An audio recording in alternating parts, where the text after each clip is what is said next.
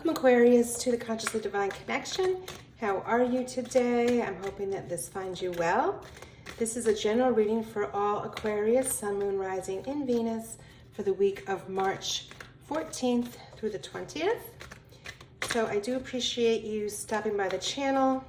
I'd like to show my appreciation by offering a free life path reading giveaway each month.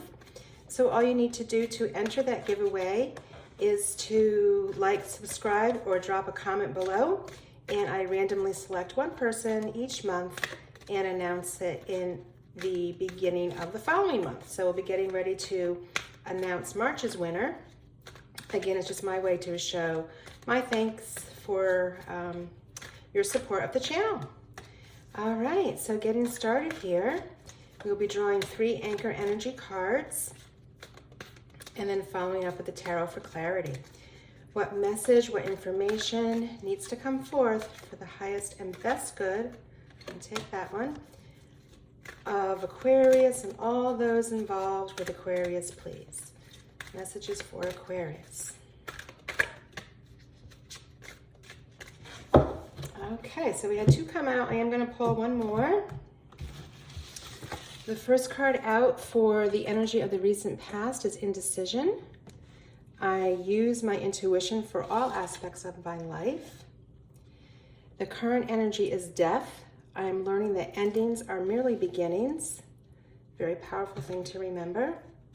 And then coming towards you is forgiveness. I acknowledge that harboring resentment blocks the flow of love. All right, so let's clarify this with the tarot. Thinking about intuition, understanding that endings are merely beginnings, and forgiveness. Forgiveness has been coming up quite a bit recently, and a lot of times forgiveness is also forgiving ourselves. So not only forgiving others that we feel may have wronged us, but forgiving ourselves, stopping the blame, stopping the focus on what past mistakes may have been made, right? It's all good. It's all lessons. It's all your soul's growth. So what messages need to come forth? What information, what advice for Aquarius, please? Information for Aquarius. All right, so we have a few come forward. Let's see what we have. If I have to add anything, I will go ahead and do that. So we have the 7 of Swords, 7 of Wands, lots of 7s, 10 of Wands, the Moon, interesting with the Death, 7 of Cups, 6 of Swords, Queen of Cups, with the energy coming towards you, the Devil, 10 of Cups. And on the bottom of the deck, what we don't see is the Knight of Wands. All right, so let's get into this. So as we were looking at the energy of the recent past, we were talking about indecision, and helping with that process of indecision is really relying on intuition in all aspects of your life. Sometimes I feel as we start to strengthen this muscle of intuition, we may only apply it to one aspect, whether it be business, relationships, self-development, but really trusting it in all areas of our life. So with the 7 of Swords coming out, it's interesting that it would come out under the indecision card. A lot of times the 7 of Swords is viewed as the lying, stealing, cheating card. That's kind of a traditional message around it.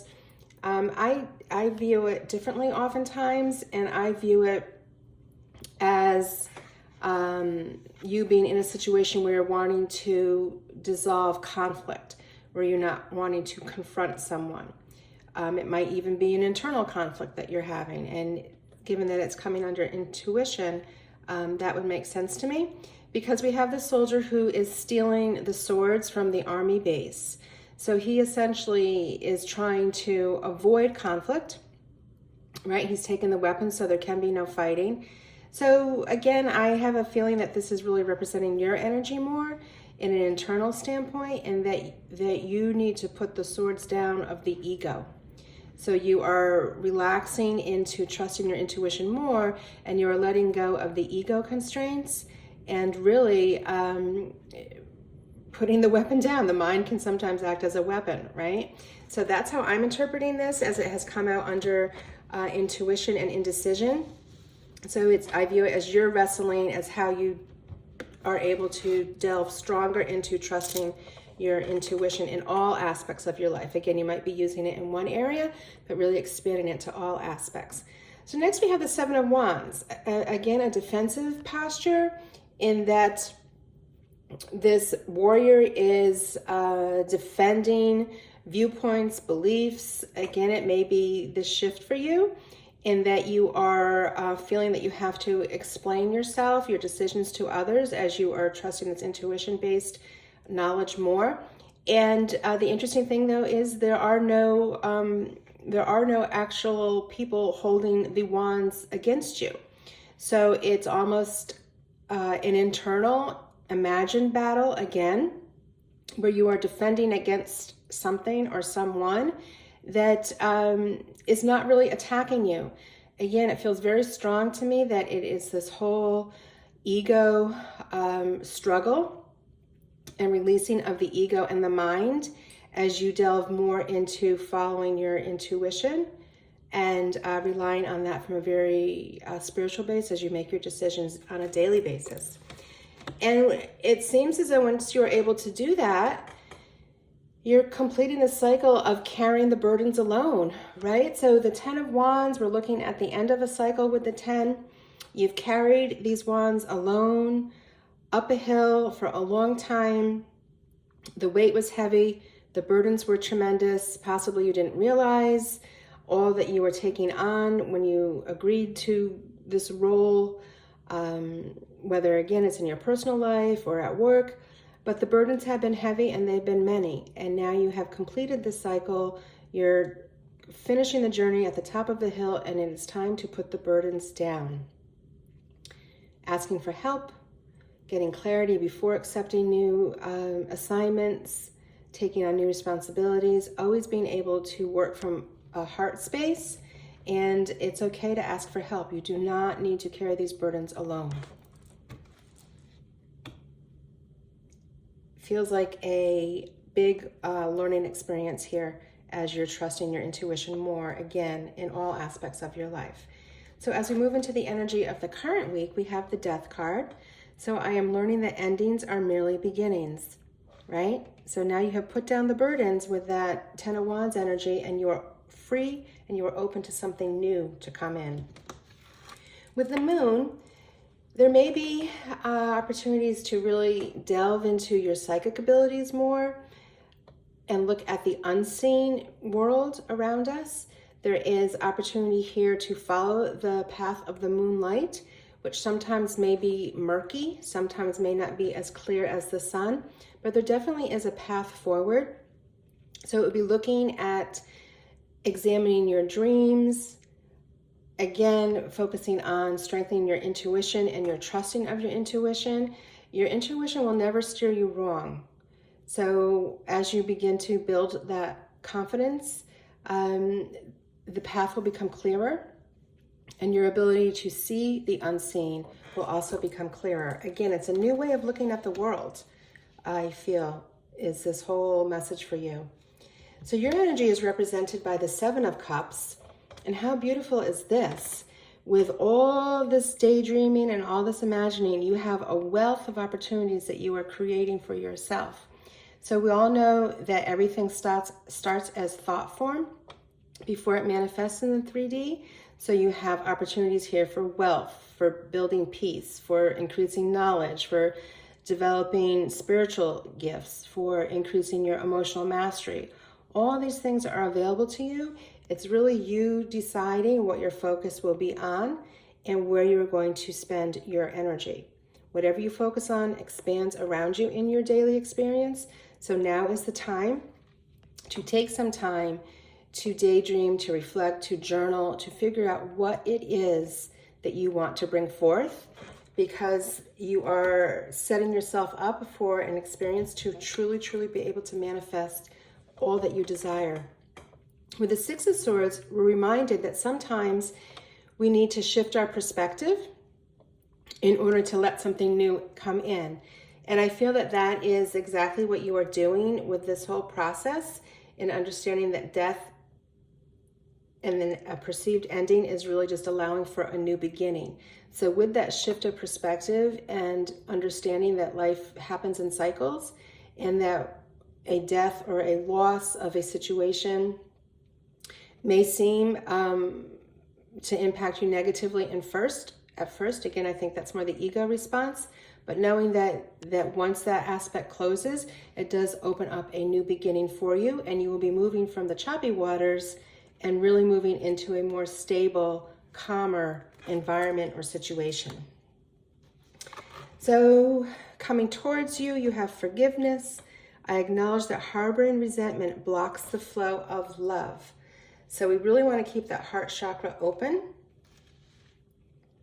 And again, sometimes forgiveness is directed towards self as well as towards others. With the Queen of Cups supporting this ability to forgive, it's a perfect, perfect support for you. And that the Queen of Cups is all about emotional balance. She's about nurturing, so nurturing yourself as you go through this forgiveness process. She is about nurturing others, bringing healing, joy, and peace to all. So a very beautiful supportive energy as you go through this forgiveness process and open up your heart space. Next, we have the Devil. So the Devil is reminding us that it is vitally important as you go on your spiritual path to release all toxic situations. So whether that may be a person, a relationship, whether that is a work environment, a living environment that is not supporting your highest good, it's time to let it go. And the chains around these individuals are loose. So it's a reminder to us that although we may feel restricted and bound, we always have choice. Sometimes it's taking small steps to make this shift away from a toxic situation, but nonetheless, as you take each step and move away, you are only gaining in your spiritual awareness and your spiritual power. So as you leave a toxic situation, we have the Ten of Cups coming forth, which is just joy, beauty, and abundance. It is happy life. It is happy wealth. It is sharing love between individuals, between family members. And again, this may represent your immediate family or your collective family, but nonetheless, you are in a place of pure joy, love, and happiness. Beautiful, beautiful completion here as you have opened your heart chakra. So with the Knight of Wands coming forward, he represents a very fast-paced, direct energy. It can sometimes encourage spontaneous motion or choice, and he comes through with a lot of joy, success, and passion as he is going to help propel you quickly through this transformation as you rely more on your intuition and allow the chapters to close that no longer serve you and open up with new ones. All right. So that is a very, very powerful spiritual message for you. I would like to clarify it with one final message here using our Wild Offerings Oracle deck and see how Spirit wants to help support you. Sorry, I had put them out of reach. I don't know why I had done that. But we have the Wild Offerings Oracle asking Spirit for one final message for Aquarius, please, on how they move through this beautiful, beautiful transformation and rely more on their intuition in all aspects of their life. Okay, so let's see which card came out on top. True Offering. May I release the fears, illusions, and addictions that keep me from true offering. May I relax into your plan, trusting that the next steps will always be shown. Use me, love. So they're saying God, Source, Spirit. Use me for the highest. I am yours alone. All right, that certainly sounds like a release of the ego as you release the fears and illusions and addictions. So that's also your devil energy, right? If you've been struggling with any toxic choices around things you're putting into your body or not moving your body, not exercising. So really being able to release that and just trust in the plan that is greater than each of us. Trust in your intuition. All right, Aquarius, that is your message for this week. I'm wishing you much love, many, many blessings, and you take care.